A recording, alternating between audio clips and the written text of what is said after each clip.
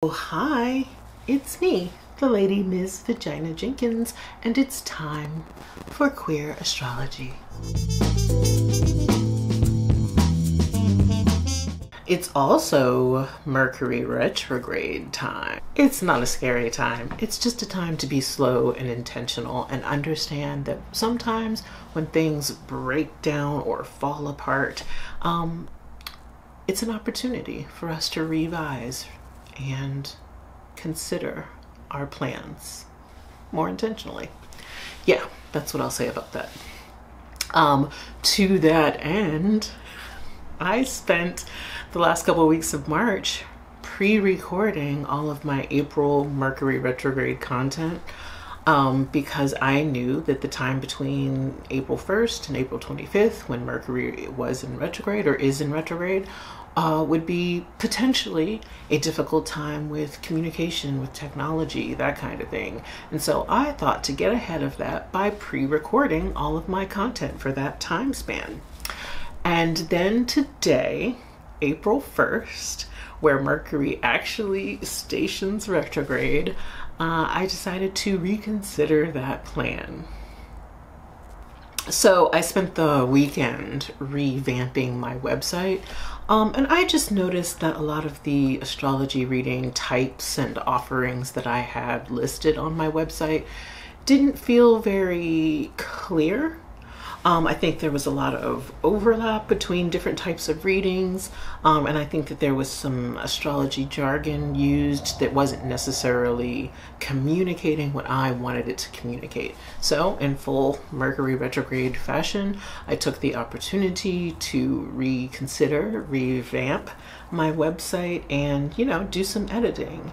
And since it's on my mind, I thought to talk about all of the different sorts of astrology readings that I offer, what they mean, and I wanted to present them with an eye for understanding that there are so many ways to engage with astrology and to enlist the support of an astrologer that are not necessarily just centered on your natal chart.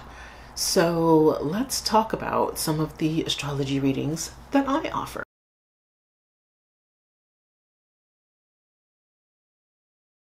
The sixth type of reading that I offer is a rectification reading. So the rectification reading is the most laborious reading that I offer, but it's also a labor of love in that a rectification allows people who have not been able to access astrology previously because they didn't have the full picture of their birth data to be able to step into astrology for the first time in their lives.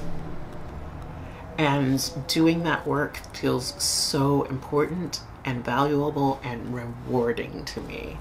And so, yeah. All of my other readings, I think it takes like 2-3 hours to prepare for max, usually over the course of a couple days. But it takes me 10 times that to prepare for a rectification. I like to take rectification bookings like 2 weeks in advance. And I'll tell you why. So this is what the process is like. So first and foremost, rectifications are when you don't know your full birth time. In order to run a natal chart, we need a birth date, a birth place, and an exact birth time. So many people don't have that last part, the birth time. Maybe you were adopted and so they didn't gather the exact birth time, or maybe you're from a country in which they don't do birth times on the birth certificates, or if you were born in the US before a certain year, they may not have done birth times on the birth certificates. It's a very, in a lot of countries, it's a very recent phenomenon that they do exact birth times. And if you don't have that birth time, then you would not be able to run a natal chart. And for so many people, that is a barrier to entry into understanding and getting into astrology.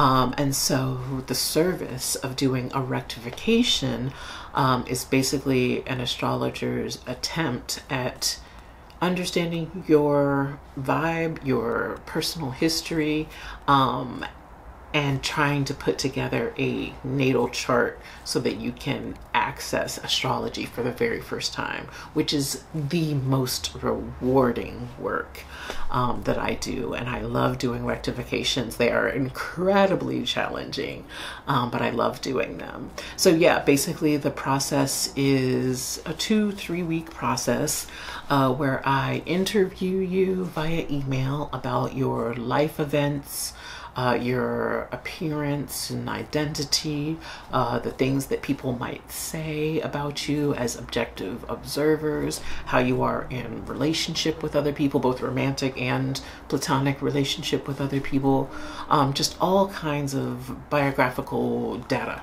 information, to understand who you are in the world. And then I take that information and plot it in my own system that I've created to try and come up with a hypothesis for what I think your natal chart would look like, particularly your rising sign. And then when we sit down and we have our time together, I present my hypothesis, and that takes like maybe a half hour or so of our reading together. And then we move into a mini version of the Astro 101 reading. I have been able to offer this mainly to older folks that were born in a time before birth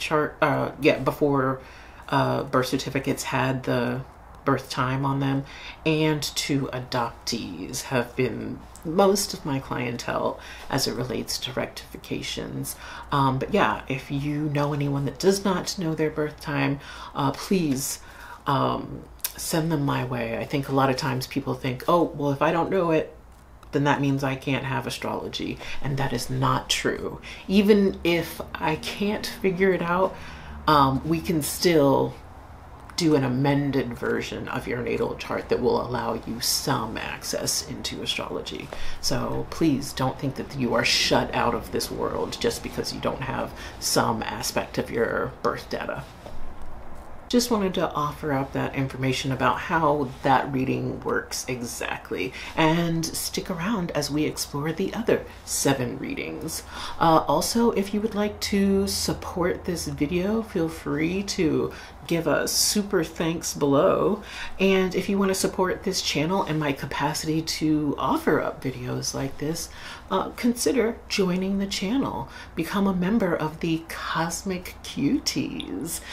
You can check out the join button here below, and it shows you all of the membership levels and all of the cool perks that you get for being a member. As always, thank you so much for watching. Thank you so much for being part of my community, and thank you for making time for queer astrology. Bye, y'all. May the Mercury retrograde odds be ever in your favor.